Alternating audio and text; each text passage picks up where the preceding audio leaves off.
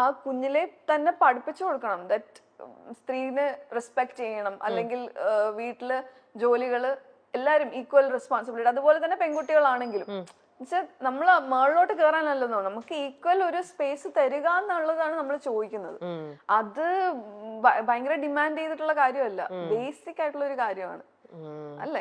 Okay. അപ്പൊ ഇങ്ങനെയൊക്കെ ഇങ്ങനെ പല രീതിയിലും ഇങ്ങനെ കൂടെ കുറച്ച് നാൾ ട്രൈ ചെയ്ത് നോക്കി, എന്നാലും അതാ പറഞ്ഞേ, അങ്ങനെ ട്രൈ ചെയ്ത് നോക്കിയിട്ടും ഏതൊരു മൊമെന്റിലായിരിക്കും അല്ലെങ്കിൽ ഏതൊരു സമയമായിരിക്കും okay I should get out of this, ഈ ലൂപ്പിൽ നിന്ന് എനിക്ക് പുറത്തേക്ക് പോയേ പറ്റൂ, ഇനി എനിക്കിത് ടോളറേറ്റ് ചെയ്യാൻ പറ്റില്ല, ഇറങ്ങേണ്ടി വന്നു? ബിക്കോസ് അന്ന് എന്റെ ജീവൻ നഷ്ടപ്പെടും എന്നായപ്പോഴത്തേക്ക് ഞാൻ പോലീസിനെ വിളിച്ചു. പോലീസ് ഫോൺ എടുത്തില്ല. അല്ല, ആദ്യം എന്റെ ബ്രദറിനെ വിളിച്ചു, 1:30-2 3 വിളിച്ചു, ഫോൺ എടുത്തില്ല.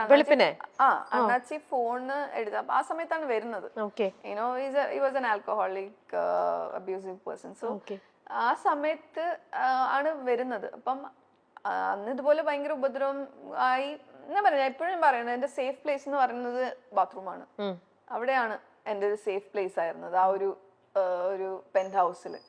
അപ്പം അങ്ങനെ ഞാൻ വിളിച്ചപ്പോഴത്തേക്ക് അണ്ണാച്ചി ഫോൺ എടുത്തില്ല. I had to call the police.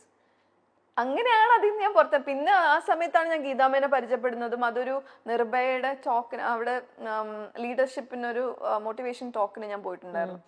അപ്പോഴും ഞാൻ പറഞ്ഞ ഈ ടോക്കിന് പോകുന്നുണ്ടായിരുന്നു. പല കാര്യങ്ങളും വിമൻ ലൈക്ക് എല്ലാ കാര്യങ്ങളും ഞാനൊരു സോഷ്യൽ വർക്കറായിട്ട് വർക്ക് ചെയ്തിട്ടും എനിക്ക് എങ്ങനെയാണ് അതിൽ നിന്ന് പുറത്തിറങ്ങേണ്ടതെന്ന് എനിക്ക് അറിയില്ലായിരുന്നു. അതെ.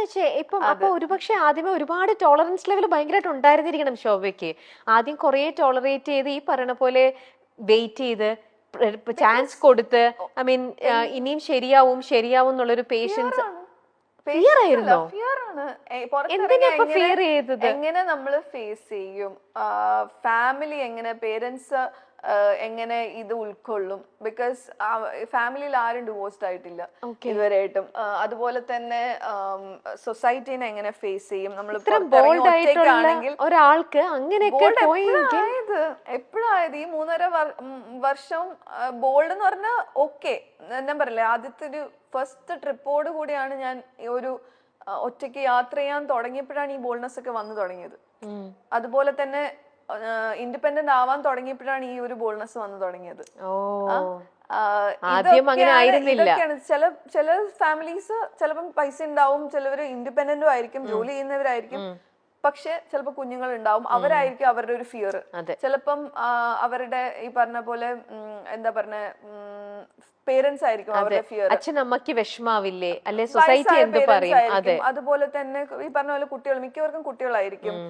അതുപോലെ തന്നെ സേഫ് ആയിട്ടുള്ള പ്ലേസോ സൊസൈറ്റി എന്ത് പറയും, അവരെങ്ങനെ കാണും? ഒരു ഡിവോഴ്സി ആണെങ്കിൽ, അല്ലെങ്കിൽ സെപ്പറേറ്റഡ് ആണെങ്കിൽ മറ്റുള്ളവർ ഇവരെ നമ്മളെ അറ്റാക്ക് ചെയ്യാൻ വരുന്നത് ലൈക്ക് യുനോ ഒരു സേഫ് അല്ല, ഒരു ഒറ്റയ്ക്കാണ് ഇതെന്ന് ജീവിക്കണം എന്ന് പറയുമ്പോഴത്തേക്ക് വരാൻ പറ്റുന്ന എങ്ങനെ അതിനെ ഹാൻഡിൽ ചെയ്യും എന്ന് അറിയാം. Fear, everything is like based on that fear. ആ ഫിയറിൽ നിന്ന് പുറത്തിറങ്ങിയാലേ ഫോർ മീ ലൈക്ക് എന്താണ് സക്സസ് എന്ന് പറഞ്ഞാൽ ആ ഒരു ഫ്രീഡം ആണ്. Freedom to take decision, freedom to eat what you want, freedom to wear what you want, freedom to express, everything is that, ഓരോ ദിവസം എനിക്ക് ഒന്ന് I always say this, count your blessings, because കുഞ്ഞു കാര്യങ്ങൾ daily every day is a challenge for us. അപ്പം ചെറിയ എന്നും പ്രോബ്ലംസും നമ്മൾ ഫേസ് ചെയ്യുന്നുണ്ട് എവറി ഡേ അല്ലെ? ചെറിയതാണോ വലുതാണോ എന്നല്ല, എവറി ഡേ ആ പ്രോബ്ലംസിന് നമ്മളൊരു സൊല്യൂഷൻ കാണുമ്പോൾ അതൊരു സക്സസ് ആണ്. അപ്പൊ എന്നോട് ചോദിച്ചാൽ വലിയ രീതിയിൽ എന്താണ് നിങ്ങളുടെ സക്സസ്, ബാങ്ക് ബാലൻസ് അങ്ങനെ അല്ല. Every day when I am able to solve my problems, it's a success for me. രമ്യയാണ് എൻ്റെ കൂടെ ഓരോ പ്രാവശ്യം എനിക്ക് എന്താ അങ്ങേ അറ്റ ഞാൻ ഫിസിക്കലി എനിക്ക് എഴുന്നേക്കാൻ പറ്റാത്ത അവസ്ഥ വരുമ്പോൾ എന്നെ ഹോസ്പിറ്റലിൽ കൊണ്ടുപോകുന്നത് അവളാണ്.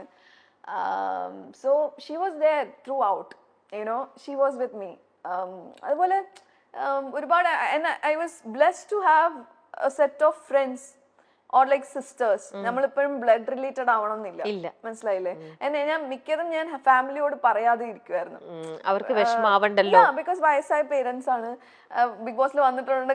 ഇത്രയും I am lucky and proud and like എനിക്ക് ഇങ്ങനെ ഒരു അച്ഛനും അമ്മയും കിട്ടിയത്. അപ്പം ഏറ്റവും ഇളയതാണ് ഞാൻ, 13 years ഗ്യാപ്പാണ്. അപ്പം ഞാൻ എപ്പോഴും ഒരു പ്രോബ്ലം ചൈൽഡ് ആയിരുന്നു കുഞ്ഞിലെ മുതലേ. ലൈക്ക് ഞാൻ ഒരു സ്വപ്നജീവി, മനസ്സിലായി, എന്റെ കാര്യങ്ങൾ എന്റെ ഇഷ്ടത്തിന്.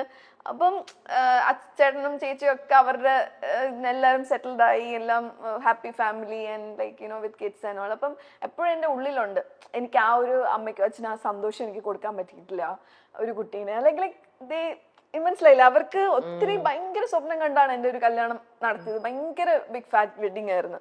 അപ്പൊ അങ്ങനെയൊക്കെ ചെയ്തിട്ട് എനിക്ക് അപ്പം എന്റെ ഉള്ളിൽ എപ്പോഴും ഉണ്ട് അവരാഗ്രഹിച്ച ഒരു ഭാര്യയായിട്ടോ അല്ലെങ്കിൽ ഒരു അമ്മയായിട്ടോ എനിക്കൊന്നും ആവാൻ പറ്റിയില്ല എന്ന് പറഞ്ഞാൽ എനിക്ക് ഉള്ളിൽ എപ്പോഴും അതൊരു കുത്തുന്ന കാര്യം തന്നെയാണ്. ബട്ട് ദാറ്റ് ഇസ് ഓക്കെ, എല്ലാവർക്കും എല്ലാം പറഞ്ഞിട്ടില്ല. But I know what will happen to my life because എന്റെ ഓരോരോ കാര്യങ്ങൾ എനിക്ക് പിന്നെ I go with the flow. ഞാൻ ഈ പറഞ്ഞ പോലെ വാട്ടർ ആണ്, ഫയർ ആണ്, എയർ ആണ്, എല്ലാം എന്റെ ഉള്ളിലുണ്ട്. ഓരോരോ സിറ്റുവേഷൻ വരുമ്പം അതാണ് ഞാൻ. അപ്പം യാ അല്ല, നമ്മൾ ആരും നല്ലതാണ് നമ്മൾ എല്ലാവരും ആഗ്രഹിക്കുന്നത്. പക്ഷേ അൺഫോർച്ചുനേറ്റ്ലി നമുക്ക് ലൈഫിലേക്ക് ഇങ്ങനെയൊക്കെ വരികയാണ്. നമ്മൾ വിചാരിക്കും നമ്മൾ എന്ത് തെറ്റ് ചെയ്തിട്ടാണ് നമ്മൾ ഇതൊക്കെ, നമുക്ക് നല്ല പാരന്റ്സ് ആണ്. അത് സ്റ്റോപ്പ് ചെയ്യണം എന്നാണ് ഞാൻ പറഞ്ഞു വരുന്നത്.